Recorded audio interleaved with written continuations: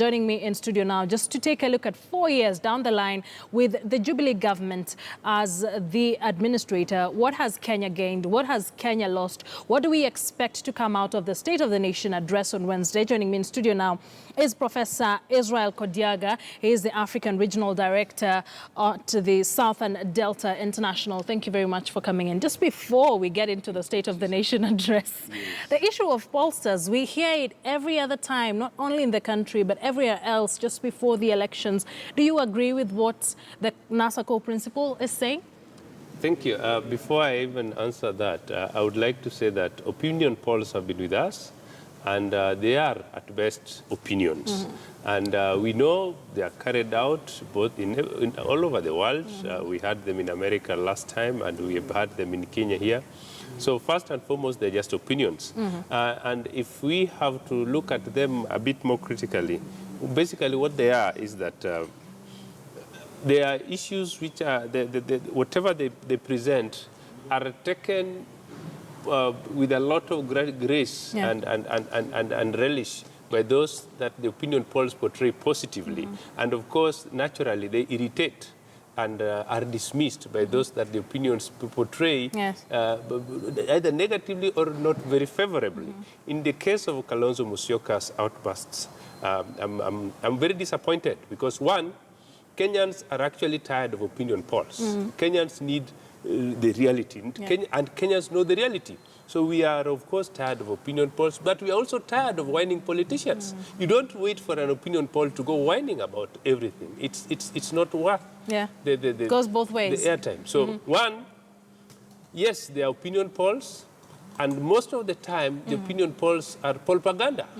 But at the same time, you don't wait for an opinion poll to go and whine. Whining all the time when we have more serious things to address shows very poorly and portrays some of these leaders very, very poorly. Speaking of more serious things, the president is expected to make his State of the Nation address on Wednesday. And we've had it since he came into office. Among the most memorable ones is when he gave out the list of the most corrupt, and he said they will be prosecuted. Of course, we've not seen much come from that side. But how would you rate the Jubilee government? Thank you. One, we know on Wednesday the president will be giving the State of the Nation address, which is basically a report card on his performance or the performance of his government 4 years down the line, which as a teacher, I would look at the critical areas of subjects which were covered and how the government performed. One, we do know the government of President Uhuru came to power on a promise, and the promise was huge. The promise was, one, double-digit economy. We expect President Uhuru to convince Kenyans that now we have a double-digit economy. Two, the promise was that we'll have 10,000 kilometers of tarmac road. We'd like Mr. Uhuru to tell Kenyans that today we have 10,000 kilometers of tarmac roads. Three, there was the promise of cohesion and integration. We'd like President Uhuru to tell Kenyans that really are Kenyans more cohesive and integrated now than then. Four, there was the aspect of security. He promised dealing with insecurity. The events in Baringo, the events in Laikipia, events in Garissa and elsewhere tell a different picture. Of course, we know they've recruited very many police officers, and they're telling us that they've met the UN. Actually surpassed it. Surpassed the 400 policemen one policeman per 400 Kenyans. But what is happening on the roads, what is happening in our homes, what is happening all over, paints a very different picture. Of course, you do know we have CCTV surveillance all over Nairobi. We have armored vehicles which were gotten lately. Apart from using them to throw tear gas at the opposition figures, I do not know any other thing that they have done. Of course, there are promises to the children who are supposed to receive laptops. I'm sure they must be in class 4, class 5 now.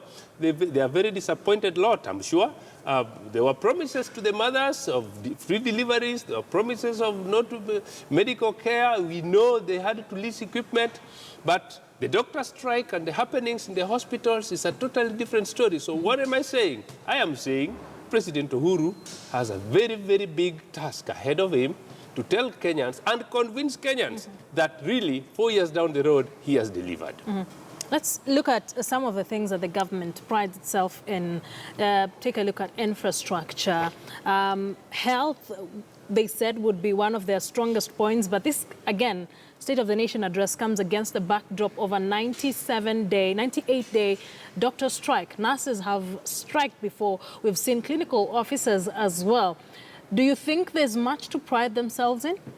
I'm very sorry to say that President Uhuru's government has actually been the worst since independence. And in fact, it performed closely to Moi's government around 1990-1991. Why?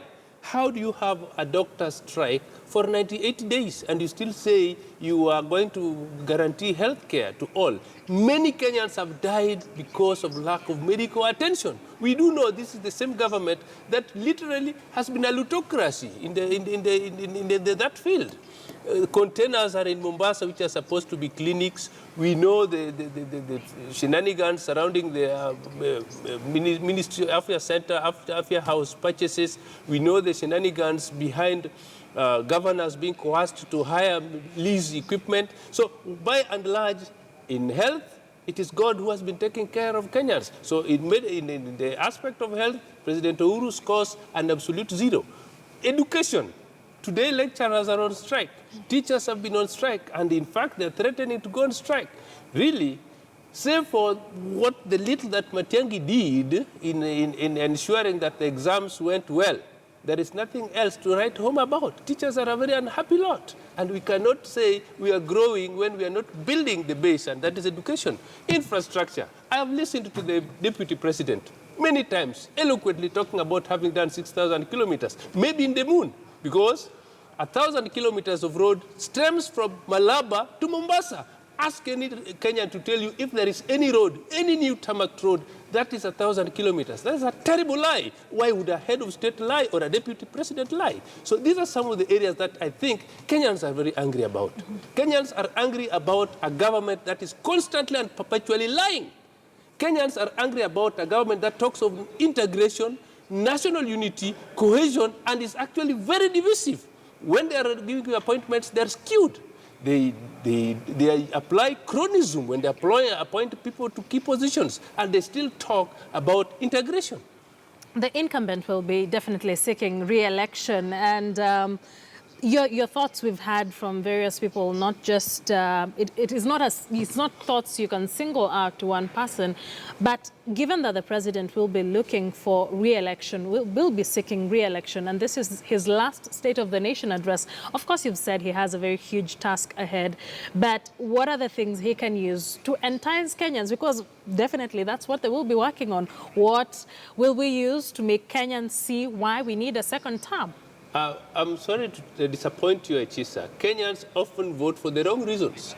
So the Kenyans will not vote for infrastructure, they'll not vote for health care, they'll not vote for the issues about better pay and better living conditions. They will vote for where they come from. And this has been the case. So one, what I expect the president and his deputy to do to wipe up tribal emotions, which they have done before.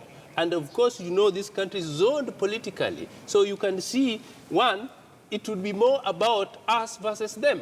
Two, much as I am disappointed that they have nothing to show, I am not sure CORD is reading the signs of the times to actually be the alternative government. Because even them, you find they are bickering over small things like opinion polls, they're bickering over small things like who should be the presidential candidate, they're bickering over small things as whether they should have a joint nomination in Mombasa.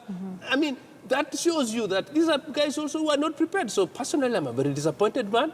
Of course, Uhuru is a total disaster, and Kenyans need a better government. And CORD, if they want to become the better alternative, it is NASA they must, nowadays. NASA, if they want to be the better alternative, they have to up their game. And upping their game means they have to look at the bigger picture. Kenyans are sick and tired of, I am the best, I'm the safest hands, I have suffered long enough. No, we need a government that is responsive to the needs of the people. And that government definitely is not President Uhuru's. Yet, the NASA team must now decide today whether they want to be that team that is going to give this country the much desired change, or they are just going to be part of the very problems that we have had for 53 years. Let's look at Kenya's foreign policy agenda. In the past 4 years, looking at our foreign policy, how would you judge the relationship between Kenya and the rest of the world during this tenure of the Jubilee administration? Great. Kenya's foreign policy the last 4 years have been around basically two things. The first was about the ICC. So you find the first 3 years was about rallying the African Union, rallying governments to actually threaten the ICC with withdrawal and to ensure that the duo got their way out of the ICC, which they did. Yeah. And I think that was a serious coup on their part. They need a pat on the back. They worked tirelessly. After ICC, of course, they have had forced relations with virtually all our neighbors. We have problems with Somalia. We have problems with Tanzania here. We have problems with Uganda. Even Burundi, small, they don't trust us. They don't like us. So essentially, you find regionally, we have not been doing very well. And beyond, you can also look at Kenya's foreign policy in terms of what do our colleagues at the African Union think about us. And if you want to know what they think about us, then just look at the recent election where our venerable lady, Amina Mohamed, who is very competent, lost an election. So what am I saying? Does Kenya have a foreign policy? Of course, for the first time, we seem to have a policy, but we have been dithering. What are we saying? That what we have done the first 3 years, like you say, most of our concentration was on pulling out the president and the deputy president out of the ICC cases. So has the Kenyan foreign policy under the Jubilee government been all about personal interests? Absolutely. The first 3 years, it was all about that. And then thereafter, it was about sanitizing themselves and even appeasing America. And of course, you saw Obama come here. And that was a diplomatic coup for Uhuru. And you could see the photo sessions. You could see the chemistry that you see we are now accepted by the world. We are not that bad either. Now come real politics. And real politics was now when Amina needed to be the head of the African Union. The results were different. So one, I do not think Kenya has done well. In fact, Kenya's foreign policy, that is worth talking about, was there when the late Dr. Robert Ouko was Minister for Foreign Affairs. And a little more when the Wiper leader, Kalonzo Musyoka, was in Foreign Affairs. Since then, Kenya has literally been limping, so to speak. So you say that was a long time ago. True, that was a long time ago. That's when Kenya had a foreign policy worth talking about.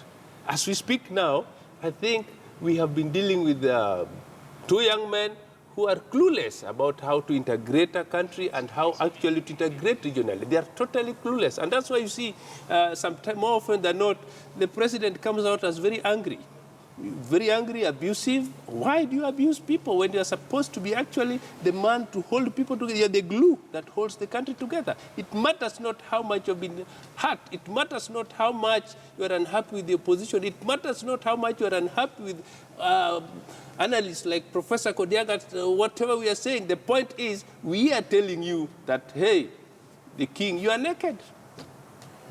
But do those close to him tell him he is? Well, that I do not know because, one, I'm not close to Uhuru and I have no intentions of being close to him for the next 100 years. That I can assure you.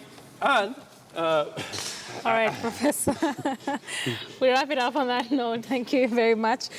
Professor Israel Kodiaga is a political analyst. And